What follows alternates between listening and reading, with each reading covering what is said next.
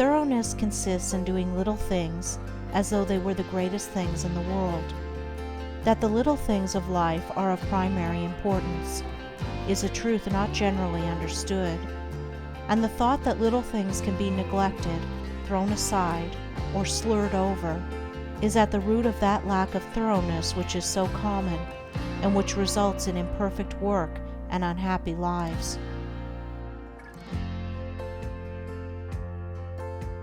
When one understands that the great things of the world and of life consist of a combination of small things, and that without this aggregation of small things, the great things would be non-existent, then he begins to pay careful attention to those things which he formerly regarded as insignificant.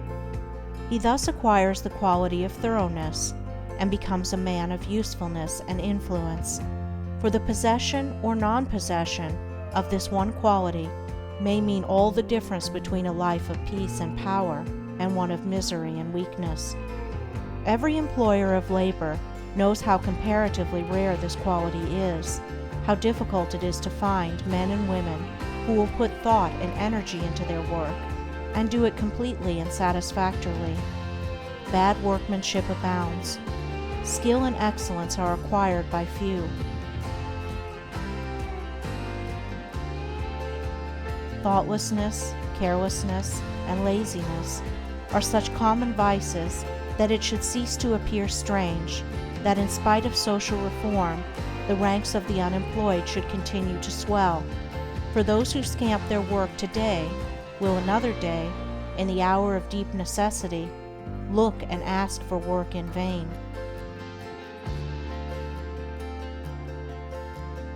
The law of survival of the fittest is not based on cruelty, it is based on justice.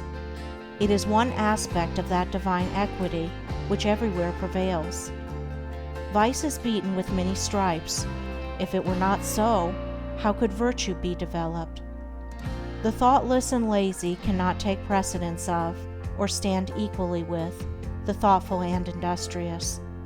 A friend of mine tells me that his father gave all his children the following piece of advice: whatever your future work may be, put your whole mind upon it and do it thoroughly. You need then have no fear as to your welfare, for there are so many who are careless and negligent that the service of the thorough man are always in demand. I know those who have, for years, tried in almost vain to secure competent workmanship in spheres which do not require exceptional skill, but which call chiefly for forethought, energy, and conscientious care. They have discharged one after another for negligence, laziness, incompetence, and persistent breaches of duty, not to mention other vices which have no bearing on this subject. Yet the vast army of the unemployed continues to cry out against the laws, against society, and against heaven. The cause of this common lack of thoroughness is not far to seek. It lies in that thirst for pleasure, which not only creates a distaste for steady labor, but renders one incapable of doing the best work, and of properly fulfilling one's duty.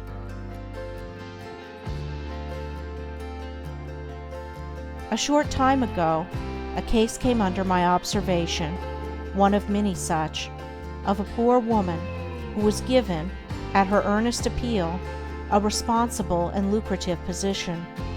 She had been at her post only a few days when she began to talk of the pleasure trip she was going to have now she had come to that place. She was discharged at the end of a month for negligence and incompetence. As two objects cannot occupy the same space at the same time, so the mind that is occupied with pleasure cannot also be concentrated upon the perfect performance of duty. Pleasure has its own place and time, but its consideration should not be allowed to enter the mind during those hours which should be devoted to duty. Those who, while engaged in their worldly task, are continually dwelling upon anticipated pleasures, cannot do otherwise than bungle through their work, or even neglect it when their pleasure seems to be at stake. Thoroughness is completeness, perfection.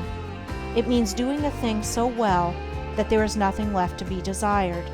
It means doing one's work, if not better than anyone else can do it, at least not worse than the best that others do. It means the exercise of much thought, the putting forth of great energy, the persistent application of the mind to its task, and the cultivation of patience, perseverance, and a high sense of duty. An ancient teacher said, "If anything has to be done, let a man do it. Let him attack it vigorously." And another teacher said, "Whatsoever thy hand findeth to do, do it with thy might."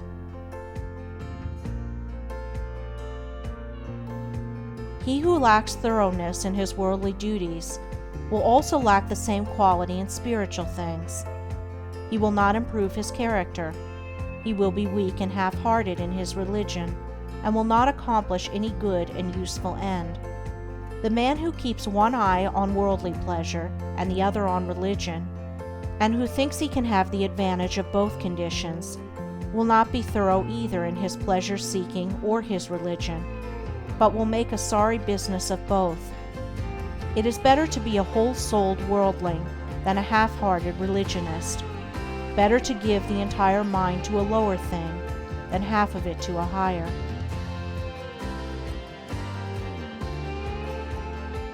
It is preferable to be thorough, even if it be in a bad or selfish direction, rather than inefficient and squeamish in good directions.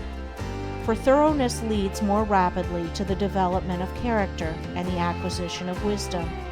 It accelerates progress and unfoldment. And while it leads the bad to something better, it spurs the good to higher and ever higher heights of usefulness and power.